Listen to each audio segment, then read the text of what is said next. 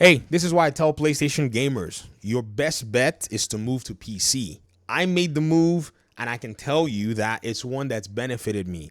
Now, yes, maybe hang on to your PlayStation device. I'm not saying go throw it in the pond.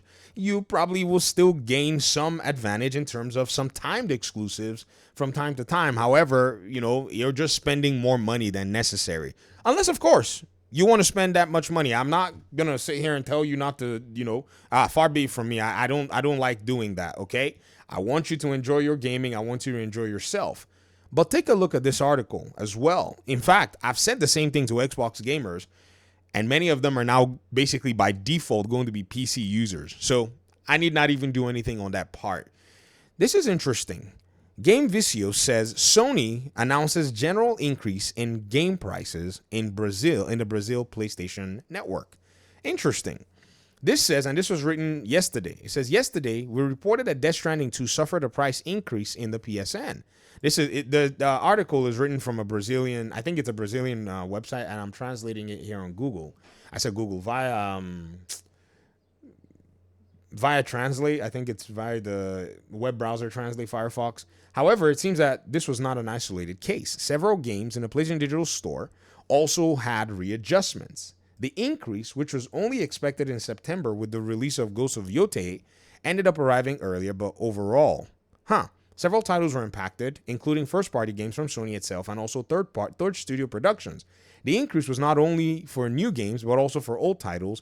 According to the company, the readjustment is a response to the challenging market conditions with the aim of compensating for the exchange rate fluctuation. Wu Chang, Fallen Feathers, which is now going to be $100. Outer Worlds, this is all Xbox, bro. Oh my gosh, Outer Worlds $99, and I think these countries may have, like, say, extra fees that they charge for digital entertainment at the end of the day. Ninja Gaiden 4, Silent Hill F, Hell is Us, Death Stranding 2, The Last of Us Part 1, Astrobot, Demon Souls. It's worth remembering that the adjustment is regional, and so far it affects only some countries such as Brazil. Dollar prices remain unchanged, with Sony bonds still costing $70. Physical editions of the game have also not been impacted, at least for the time being.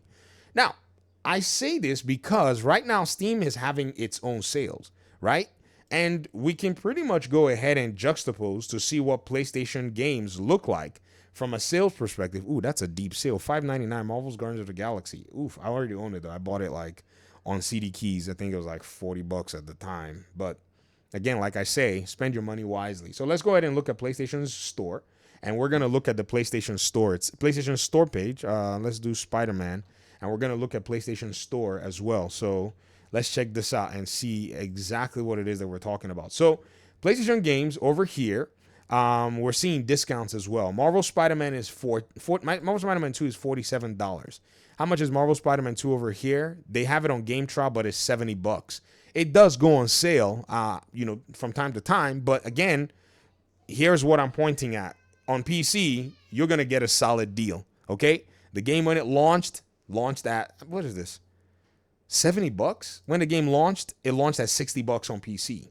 All right. So again, you're not needing to pay for a PlayStation Plus subscription, and you can play these games, and they'll come to PC because, again, PlayStation has already said in order for them to basically get their operating margin to 10%, one of their strategies is going off console.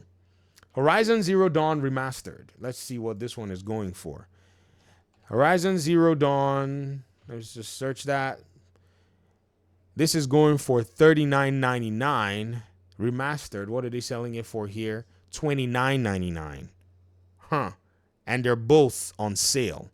They do, however, have the same pricing, but you're paying less here. Last of Us Part 2 Remastered is not on sale here. Lego Horizon Zero Dawn, Horizon Adventures. I love this game that it exists, but I've never played it and will never play it. Well, let me not say never play it. I'm not interested in playing it. God of War Ragnarok, $47.99. Ragnarok might be cheaper here. Ragnarok. Let's see what that is.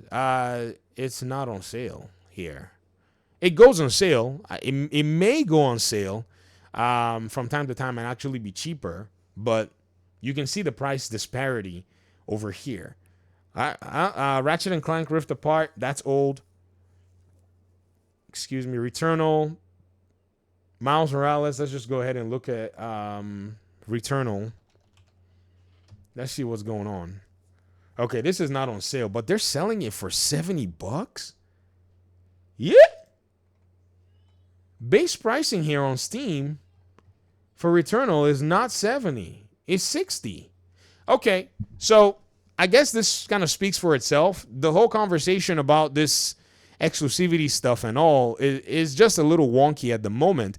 In fact, yesterday, you guys remember I was telling you and I was showing you all some conversations I was having with the Twitter user, the Sega channel, and it was under Colin Moriarty's post of how Xbox is going to make money if they were to divert people to the Steam store, not realizing that Steam themselves creates such a value proposition that they support you installing Windows on their Steam Deck, and they're not worried that you're going to go to Game Pass and then run away. In fact, they're happy that you're playing Game Pass using their own console. So Xbox is like, why can't we let people just play with Steam on our own consoles and devices? And everybody in their, in the PlayStation Horde community has lost their minds. So I answered with that proposition and I laid it all out. In fact, this was very interesting because I said to this person, I said, Steam, let me go ahead and put this out here. I said the reason developers still publish on Steam is because of how easy their publisher pipeline is. Giving the user options is why Steam is undefeated. Amazon tried. They failed. Xbox has seen the secret sauce and is applying it come holiday. They couldn't even wait till next gen. Xbox could have waited till it made its own handheld, right? But they looked and said, yo, Asus has already got a pipeline. Even Laura Fryer, when she was making her video criticizing Xbox yesterday, even said that. They've already negotiated all the parts with the manufacturers. They got the pipeline. They got the supply chain. All it is saying, hey, are you guys interested? And they want the branding as well to push their hardware. So, of course, they were on board. I'm sure if Lenovo got the offer or MSI, they would have jumped in on it as well, too. And I said this, Steam literally looks like they do nothing, yet they rack up a ton of revenue. Why? They trust their user base and their developers. They don't have many first-party games, and they don't have exclusives, many exclusives, I guess. They don't charge you to play online, and they don't block you from playing where you want to. And I said to Sega Channel, you're wired to think that PlayStation and Nintendo old school tactics are the only valid ones. Like I said, welcome to our world, where PlayStation makes you pay to play on their own Helldivers 2, while PC gamers don't.